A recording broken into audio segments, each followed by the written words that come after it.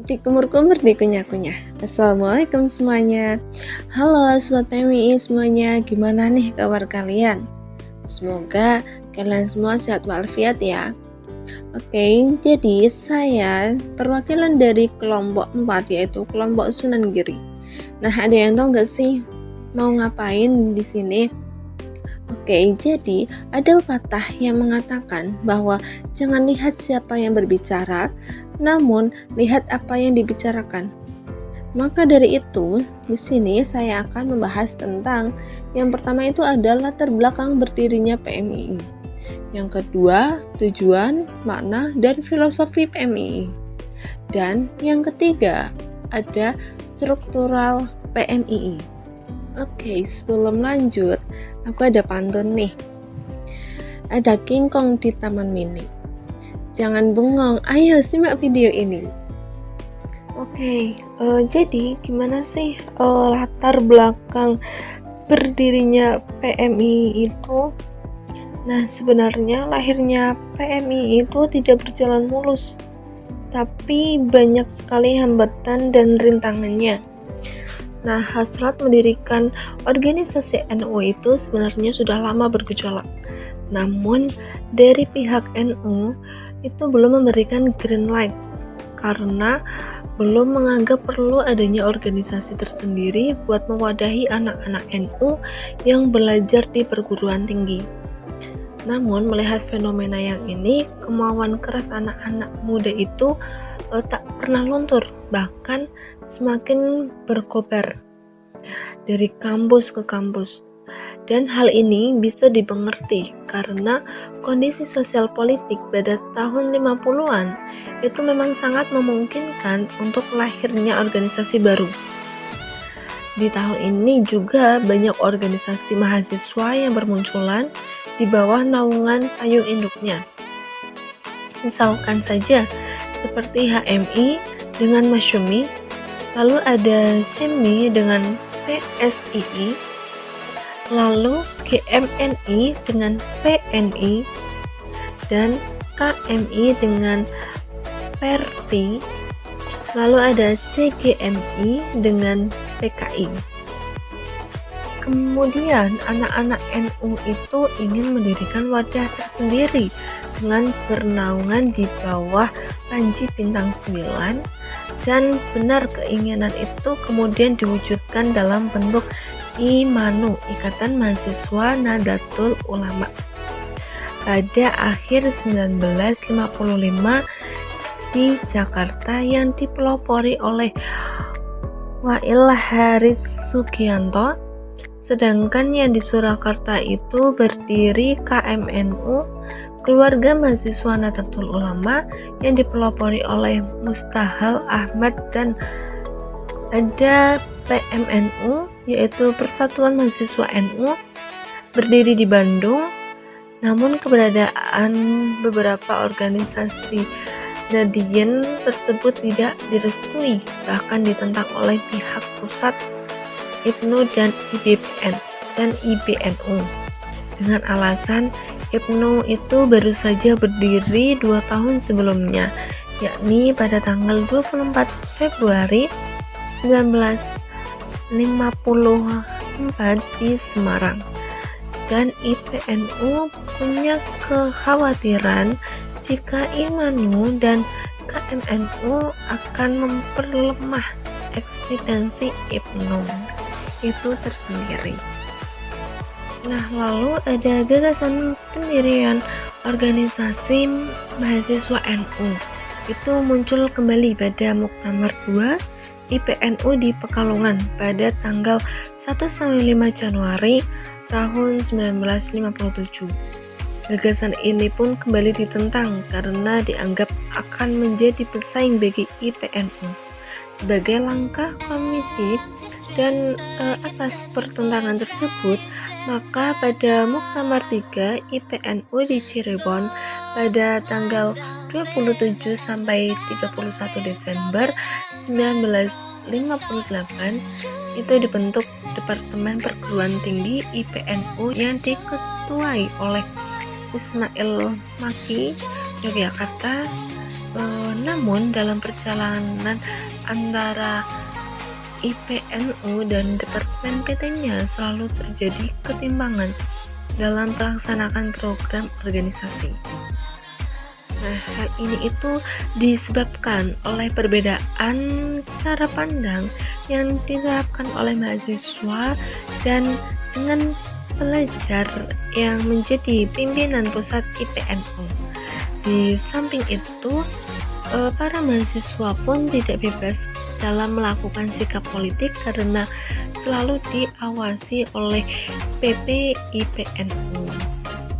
Nah, oleh karena itu, ide besar berdirinya Pergerakan Mahasiswa Islam Indonesia selanjutnya yang disingkat PMI ini itu tidak dapat dipisahkan dari eksistensi IPNU dan IPPNU secara kesejarahan. Oleh karena itu, ide besar berdirinya Pergerakan Mahasiswa Islam Indonesia yang selanjutnya disingkat PMII itu tidak dapat dipisahkan dari eksistensi IPNU dan IPPNU. Secara kesejarahan, PMII merupakan mata rantai dari Departemen Perguruan Tinggi IPNU yang dibentuk pada Muktamar II IPNU di Cirebon pada tanggal 27 sampai 31 Desember pada tahun 1958. Nah, upaya yang dilakukan IPNU dengan membentuk Departemen Perguruan Tinggi itu tidak banyak memberi arti bagi perkembangan mahasiswa Nadliyin pada waktu itu. Nah, upaya hal tersebut itu ada sebabnya. Yang pertama itu ada kondisi objektif menunjukkan bahwa mahasiswa sangat berbeda dengan siswa dalam hal keinginan, dinamika, dan perilaku. Lalu yang kedua itu ada keyakinan bahwa gerakan Departemen Perguruan Tinggi IPNU sangat terbatas untuk dapat duduk dalam anggota PPMI atau Persatuan Perhimpunan Mahasiswa Indonesia dan MMI, yaitu Majelis Mahasiswa Indonesia. Departemen tersebut itu tidaklah mungkin bisa. Nah, selain itu, Pergerakan Mahasiswa Islam Indonesia atau PMII lahir karena menjadi suatu kebutuhan dalam menjawab tantangan zaman. Berdirinya organisasi Pergerakan Mahasiswa Islam Indonesia itu bermula dengan adanya hasrat kuat para mahasiswa NU untuk mendirikan organisasi mahasiswa yang berideologi Ahlus Sunnah wal Jamaah. Nah, berikutnya ada Konferensi Besar IPNU. Karena itu, gagasan legalisasi organisasi mahasiswa NU senantiasa muncul dan mencapai puncaknya pada Konferensi Besar Kombes IPNU 1 di Kaliurang pada tanggal 14 sampai 17 Maret 1960. Dari forum ini kemudian muncul keputusan perlunya mendirikan organisasi mahasiswa NU secara khusus di perguruan tinggi selain merumuskan pendirian organ mahasiswa. Nah, Kombes Kaliurang juga itu menghasilkan keputusan menunjukkan tim pengurus pendiri organisasi yang terdiri dari 13 tokoh mahasiswa NU.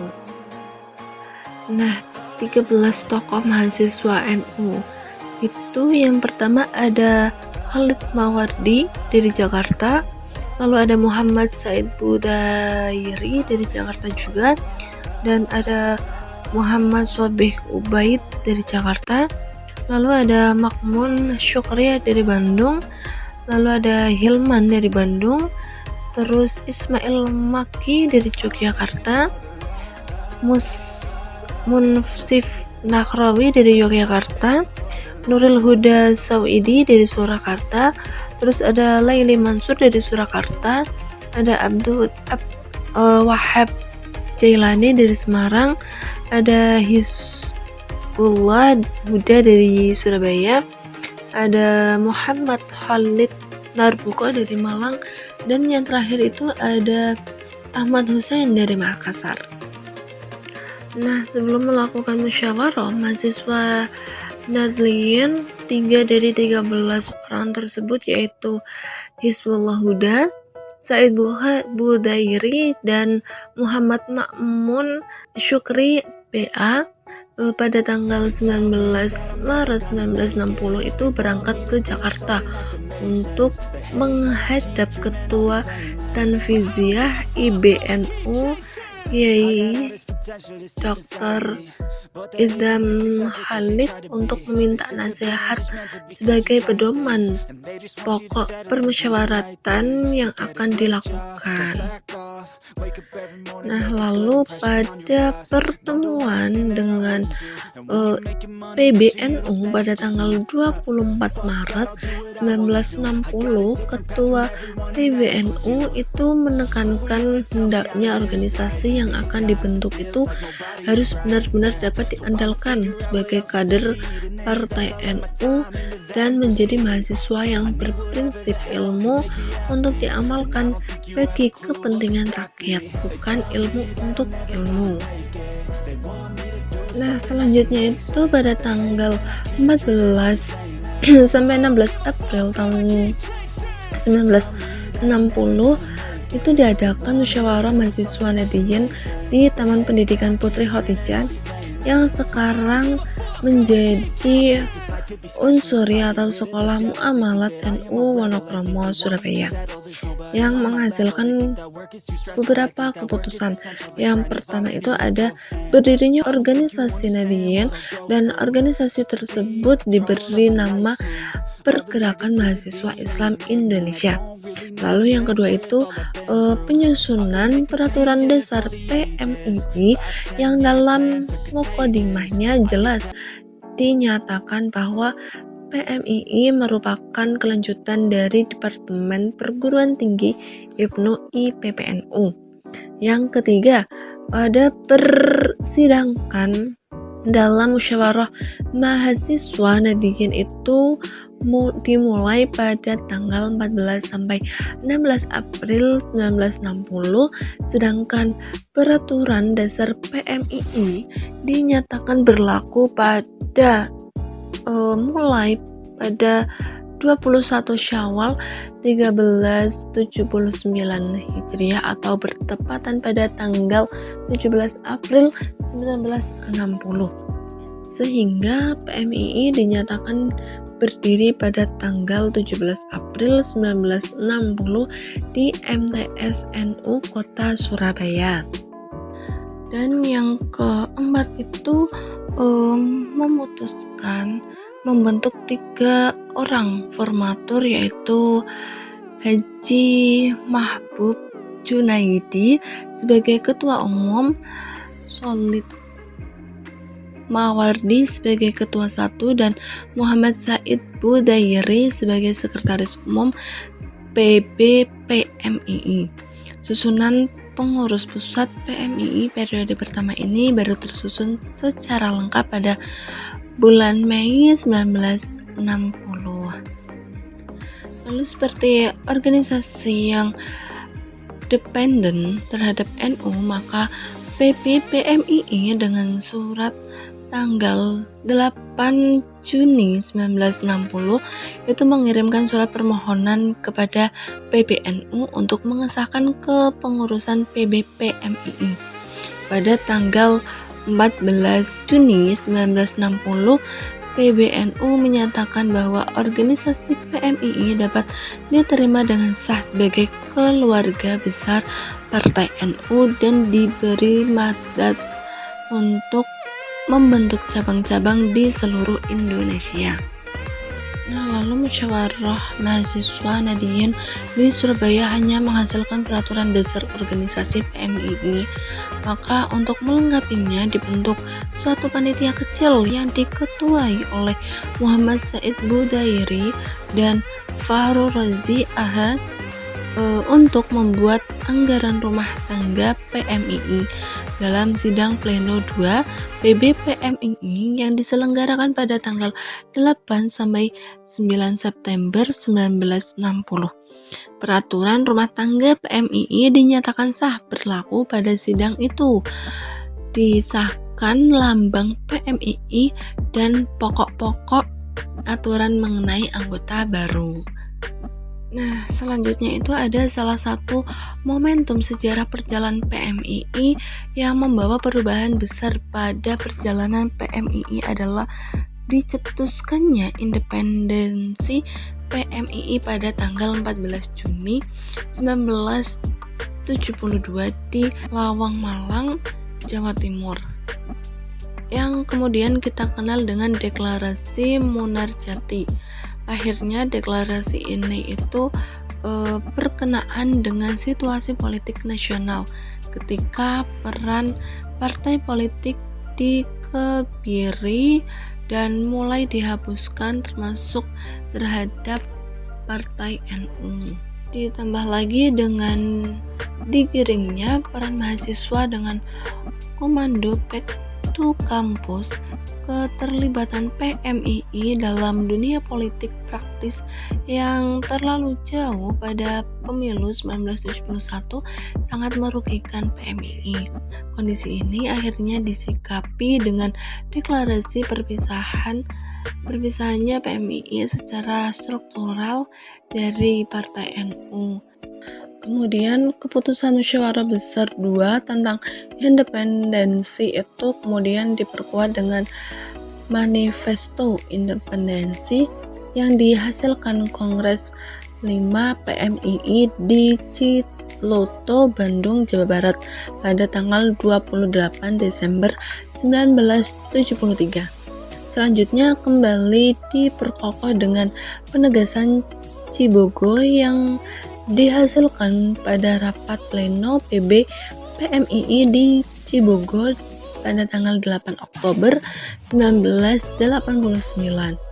Deklarasi ini lahir sebagai penyikapan atas banyaknya keinginan menjelang Muktamar NU ke-28 yang mengharapkan PMII mempertimbangkan kembali independensinya. Nah, selanjutnya ada independensi PMII. Sejarah itu mencatat PMII dilahirkan dari pergumulan panjang mahasiswa Nadiyin dan kemudian menyatakan independensinya pada tahun 1972. Di sisi lain, ada kenyataan bahwa kerangka berpikir, perwatakan dan sikap sosial antara PMII dan NU itu mempunyai persamaan. PMII insaf dan sadar bahwa dalam melaksanakan perjuangan diperlukan saling tolong-menolong karena PMII dan NU mempunyai persamaan dalam persepsi keagamaan dan perjuangan.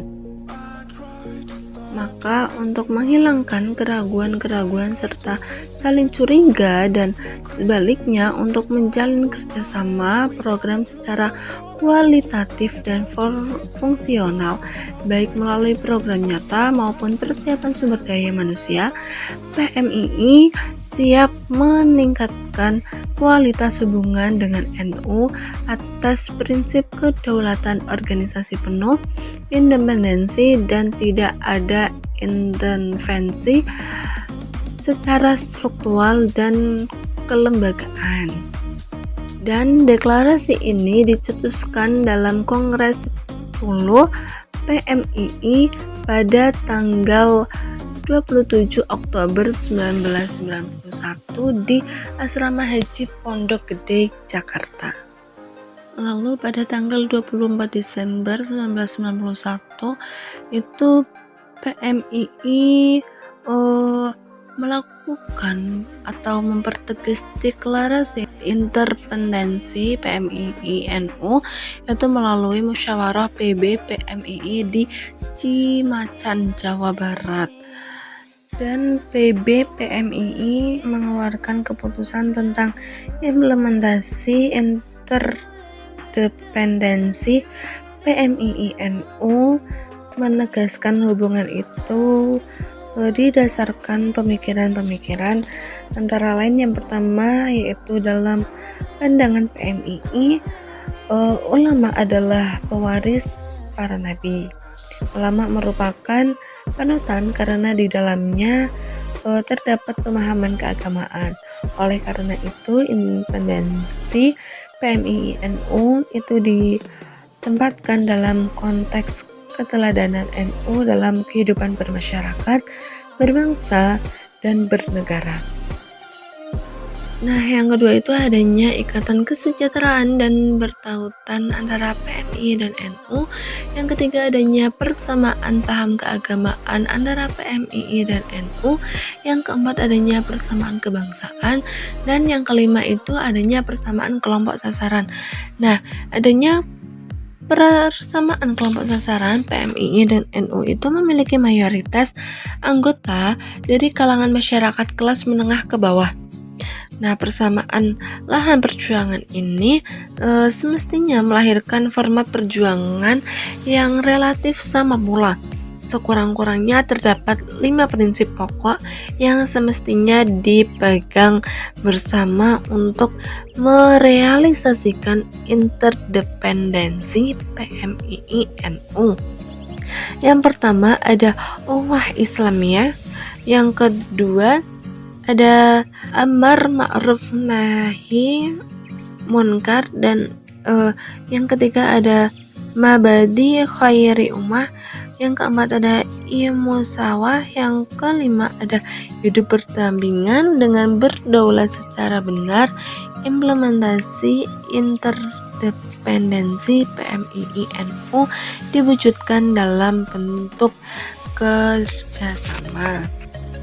Nah, selain menghasilkan deklarasi interdependensi, pada waktu itu juga telah ditetapkan ada 4. Yang pertama itu moto PMII, yaitu zikir, fikir, dan amal soleh. Dan yang kedua ada tri khidmat PMII, yaitu takwa, intelektualitas, dan profesional. Yang ketiga ada tri komitmen PMII, yaitu kejujuran, kebenaran, dan keadilan. Dan yang keempat ada eka citra diri PMII, yaitu ulul albab. Nah, selanjutnya ada tujuan, makna, dan filosofi PMII yang kita bahas terlebih dahulu, yaitu di tujuan didirikannya PMII. Nah, PMII berdiri tidak lain memiliki maksud dan tujuan sebagai penjaga paham Ahlus Sunnah wal Jamaah di lingkungan kampus. Secara totalitas, PMII sebagai suatu organisasi merupakan suatu gerakan yang bertujuan merubah kondisi sosial di Indonesia yang dinilai tidak adil, terutama dalam tatanan kehidupan sosial. Nah, selain itu, melestarikan perbedaan sebagai ajang dialog dan aktualisasi diri, menjunjung tinggi pluralitas, dan menghormati kedaulatan masing-masing kelompok dan individu. Dalam lingkungan yang lebih kecil, PMII mencoba menciptakan kader yang memiliki pandangan yang luas dalam menghadapi realitas sosial, ekonomi, politik, dan budaya.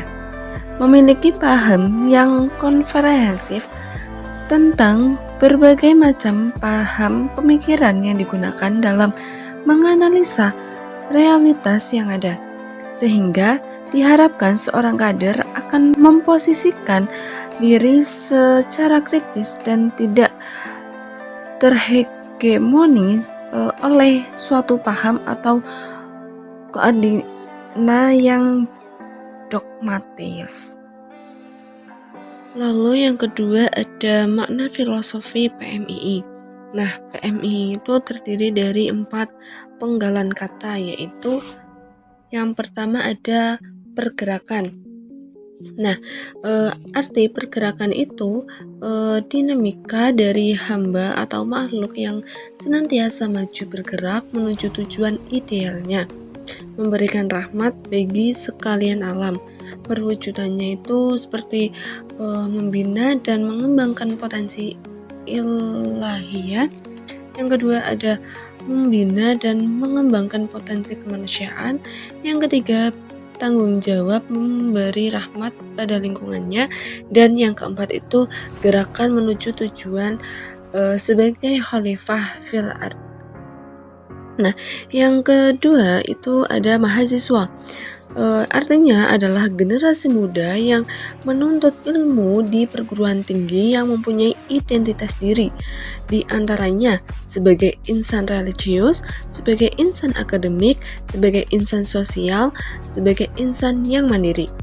Nah, perwujudannya itu bertanggung jawab keagamaan, tanggung jawab intelektual, tanggung jawab sosial kemasyarakatan, dan tanggung jawab individual sebagai hamba Tuhan maupun sebagai warga negara. Lalu yang ketiga ada Islam, yang artinya adalah agama yang dianut, diyakini, dan dipahami dengan haluan atau paradigma Ahlussunnah wal Jamaah atau aswaja sebagai madhab al-fiqh atau metode berpikir, yaitu konsep pendekatan terhadap ajaran-ajaran Islam secara proporsional antara iman, Islam, dan ihsan. Dan yang keempat itu Indonesia, artinya adalah masyarakat bangsa dan negara Indonesia yang mempunyai falsafah dan ideologi bangsa Pancasila dan Undang-Undang 1945 dengan landasan kesatuan dan keutuhan bangsa dan negara yang terbentang dari Sabang sampai Merauke, serta diikat dengan kesadaran wawasan Nusantara. Nah, selanjutnya ada filosofi lambang PMII. Lambang PMII itu diciptakan oleh Haji Said Budairi. Nah, lazimnya lambang PMI itu memiliki arti yang terkandung di setiap goresannya. Arti dari lambang PMI itu bisa dijabarkan dari segi bentuknya. Nah, dari segi bentuknya itu yang pertama ada bentuk perisai, yang artinya ketahanan mahasiswa Islam terhadap berbagai tantangan dari pengaruh luar. Lalu ada bintang, adalah perlambangan ketinggian dan semangat cita-cita yang selalu memancar. Lalu ada bintang 5 sebelah atas yang menggambarkan Rasulullah dengan 4 sahabatnya. Yang selanjutnya itu ada 4 bintang sebelah bawah yang artinya menggambarkan 4 madhab yang berhawan Ahlussunnah wal Jamaah.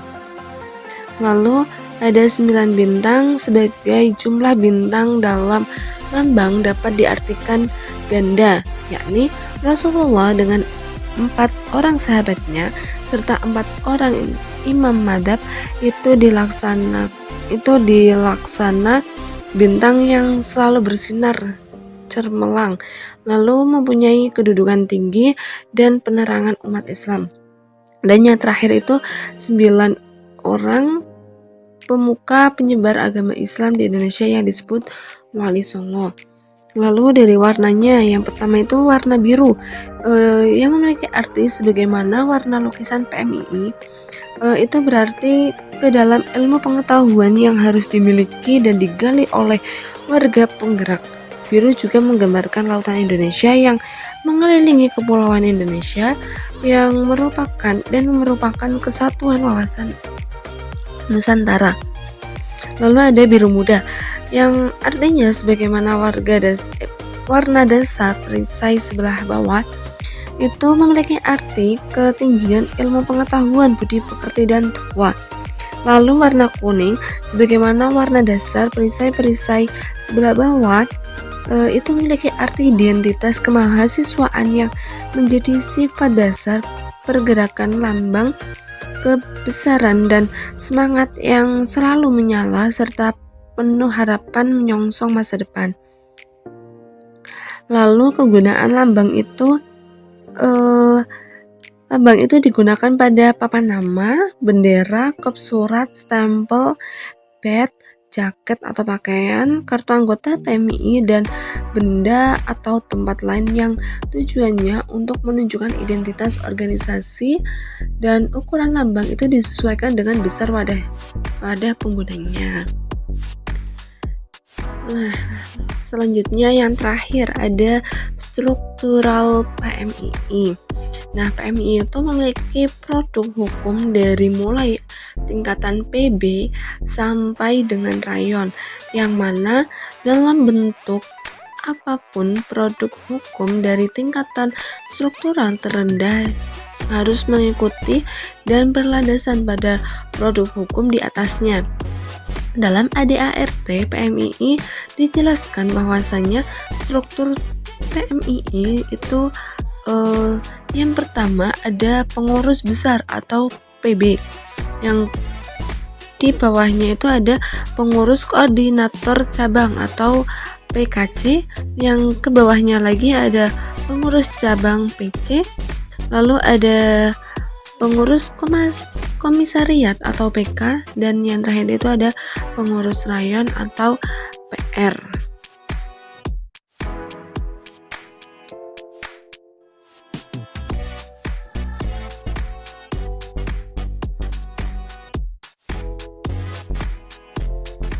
Itu yang dapat kami sampaikan.